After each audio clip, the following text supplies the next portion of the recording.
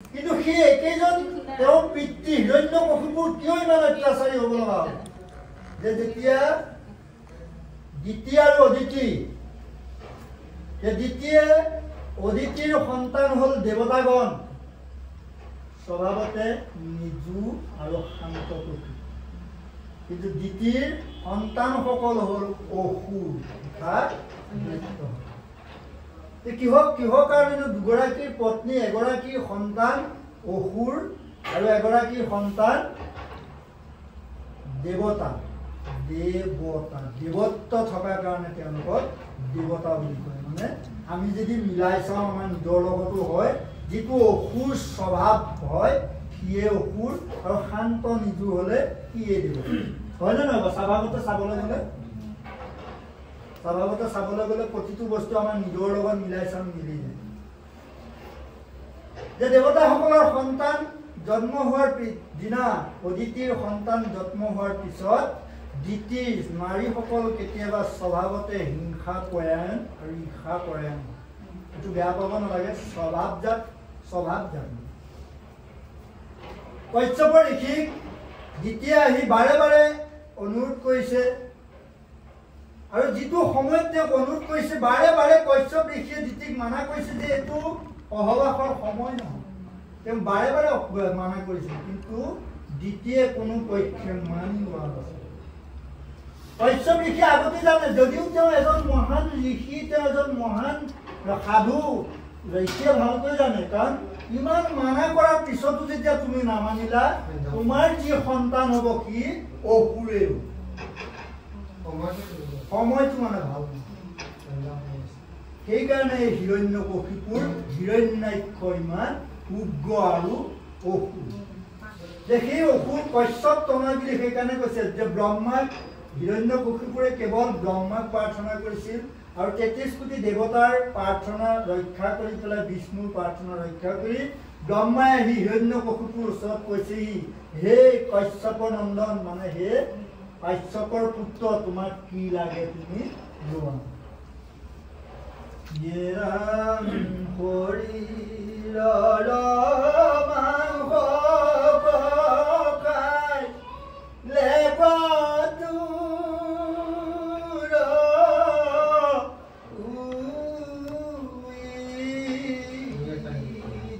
তথাপিয়া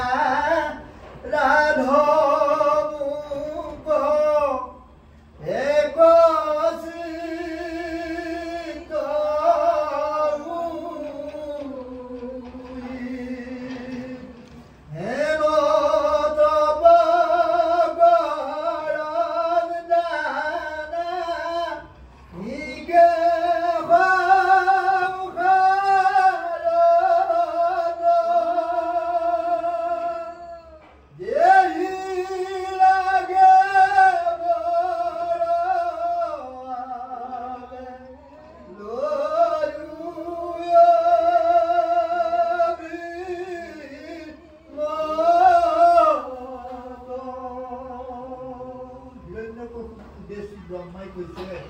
যে তুমি এনে কঠোৰ তপস্যা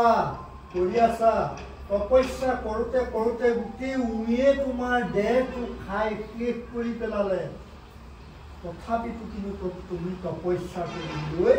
এৰা নাই গতিকে তোমাৰ তপস্যাত মই সন্তুষ্ট হৈছোঁ তোমাক যি লাগে তুমি তাকেই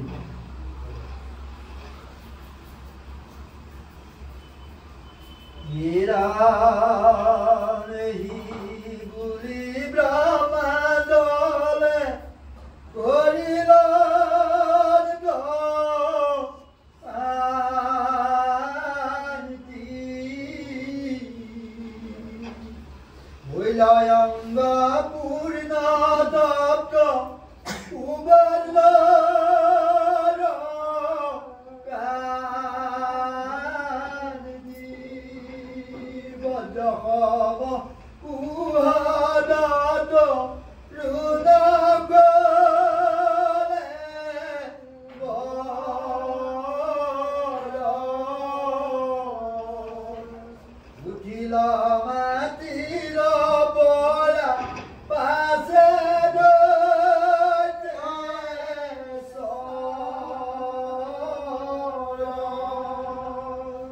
ব্ৰহ্মাই কমল দলু জলেৰে তেওঁক ছটিয়াই দিয়াৰ লগে লগে তেওঁ যিবিলাক অপংগ পতংগ পুঁয়ে খাই পেলাইছিল সেইবিলাক আকৌ পৰিপূৰ্ণ হৈ হিৰণ্যকশিপুৱে এজন তৰুণ মানে ডেকালৈ ৰূপান্তৰিত হ'ল। ব্ৰহ্মাই দেখিল জানে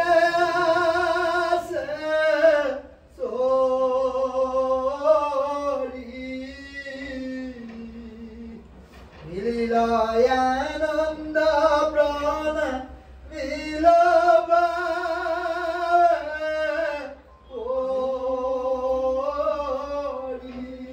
হৰি খেলো তব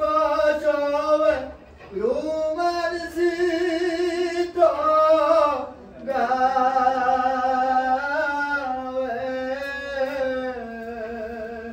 হৰি লয়নে গদুতি নদী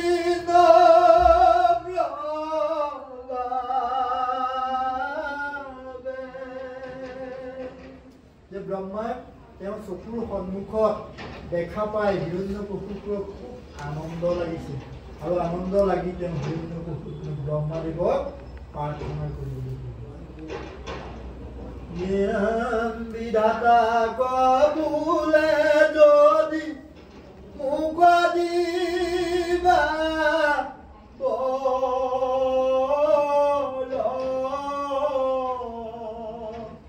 তুমি সজিয়া সাদত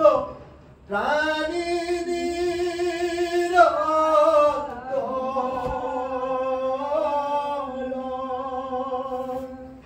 কত হতে নুইবে গো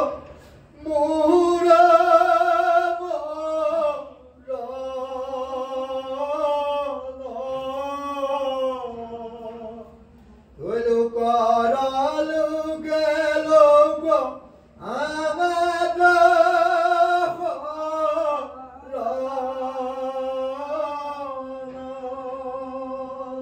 যাৰ যিটো উদ্দেশ্য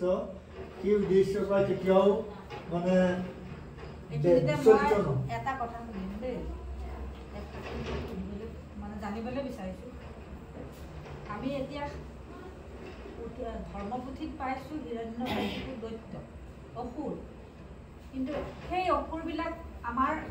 অকল সেই পাঠ্যপুথিয়ে নে আমিও অসুৰ এইটোকেতো অলপ আগত ক'লোঁ যে বাস্তৱ জীৱনত যদি চাওঁ যাৰ মানে স্বভাৱজাত উগ্ৰ স্বভাৱতে সি হিংসাপৰায়ণ ধৰ মাৰ মায়া দয়া মহানুভৱতা সত্য সৌৰ্য দয়া ক্ষমা যাৰ অন্তৰত নাই সেইজনেও সত্য আমি জানো হয়নে জানিছোঁ যে বেয়া কামবিলাক আমি কৰিব নাপায় কিন্তু আমি জানি পেলাই যে কৈছোঁ আমি হিৰণ্যকশিপুৰ কি সেইটোকে সেয়ে মানে আমি স্বভাৱজাত এইটো কাৰণেতো আমি ভাগৱত পাঠ কৰিব লাগে আমি সদায় শুনি আছোঁ আমি কেইজন ভাগৱতমুখী হৈছোঁ আমি ভাগৱত শুনিছোঁ কীৰ্তন শুনিছোঁ গীতা শুনিছোঁ বিভিন্ন ধৰ্মশাস্ত্ৰ শুনিছোঁ কিন্তু আমি আদৰ্শবোৰ পালন কৰা নাই যে বৰ ধুনীয়া কথা কৈছে আপোনাৰ কথাটো উত্তৰটো মই দিম চাব দেই সমাজবিলাকতো সংস্কাৰ হোৱা নাই ব্ৰহ্মা আদি কৰি যত জীৱ চবে মায়াত বন্দী হৈ আছে ৰাম ৰাম ৰাম ৰাম মায়াৰ সজ্জাৰ মাজে আশ্ৰয় ঘুমতি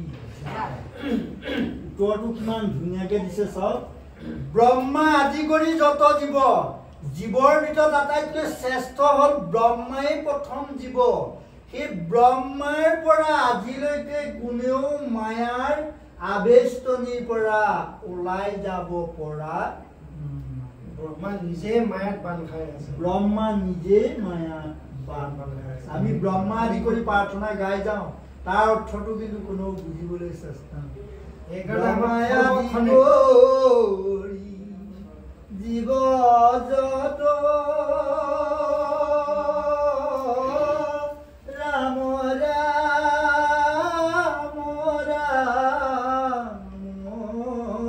ৰাম ৰাম ৰাম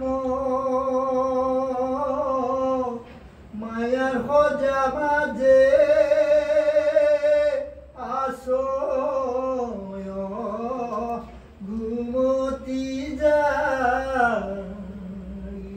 সেইখন সজ্জাতে আমি এতিয়া সোমাই আছো এই সজ্জাখনে আমাক এই সজ্জাখনতে একদম গবা মাৰি ধৰি আছে আমি মায়াৰ আবেষ্টনীত সকলোৱে বান্ধ খাব লাগিব কাৰণ আমি যদি সেই মায়াৰ পৰা ওলাই যাব লগা হয় তেতিয়াহ'লে আমি হয় সাধু হ'ব লাগিব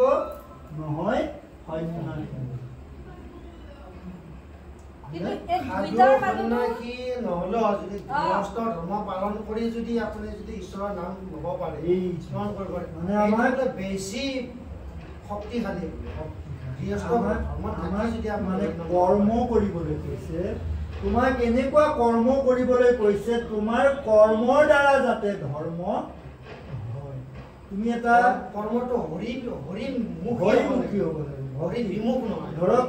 এইকেইটা বস্তুটো আমি মানি চলিব সত্য শৌচ ক্ষমা দয়া এইকেইটা আমি সম্পূৰ্ণ মানি চলিব পৰা বস্তু আমি কেইজনে মানিছো তাৰ মাজতে এনেকুৱা একোটা পৰিস্থিতি আহি যায় আমি তাৰ পৰা সাগৰি গতি যাওঁ সেইকাৰণে সৰ্বক্ষণে হৰিৰ নাম হৰি স্মৰণ কৰিব লাগিব সৰ্বক্ষণে ৰাতিপুৱা লৈছো দুপৰীয়া নাই সেইটো নহয় সৰ্বক্ষণে হৰি স্মৰণ কৰি থাকিব লাগিব না আমি এইকেইটা মানি চলিব পাৰো কিন্তু এটা কথা কি আমি কিমানে মানি চলিছো আৰু যদি আমি মানিয়ে নচলো তেতিয়া আমি পুথিখনৰ ওচৰত বনাই মানি চলা অন্ত মন্ত্ৰ আছে বহুত আছে পৃথিৱীখনত ভাল মানুহ বহুত আছে কাৰণে পৃথিৱীখন চলি আছে কাৰণে আমি চলিব পাৰিছো বেয়া মানুহ মুষ্টিমে কেইজনমান আছে বেয়া কামটো ইমান পটককে প্ৰচাৰ হৈ যায় নহয় ভাল কামটো প্ৰচাৰ হ'লে বহুত সময় লাগে ভাল মানুহ বহুত আছে কাৰণে পৃথিৱীখন যদিও বা ব্ৰহ্মাক সন্মুখত পাই তেওঁ উদ্দেশ্যটো কি বুলি ব্যাকত কৰিলে যে যদি তুমি মোক দিব খুজিছা মোক এনেকুৱা এক শক্তি দিয়া গোটেই তিনি তলৈকৈ যাতে আহি মোৰ ওচৰত তেওঁ উদ্দেশ্যটো চাওক প্ৰকৃততে হিৰণ্যকশিপুৰ স্বভাৱজাত তেওঁ স্বভাৱেই বেয়া সেইকাৰণে তেওঁৰ মনত সেইটো ভাৱ আহিছে যদি তেওঁ ভাল অন্তৰে তেওঁ উদ্দেশ্যটো হ'ল ভাতৃ সন্তাৰ প্ৰতিশোধ লোৱা তেওঁৰ স্বভাৱতে সেইটোৱে আহিব মনত যে তেওঁ অধিকাৰী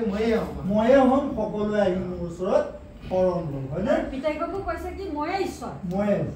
কৈছে নহয় কতো হন্তে নুহিবা মুহূৰ্ত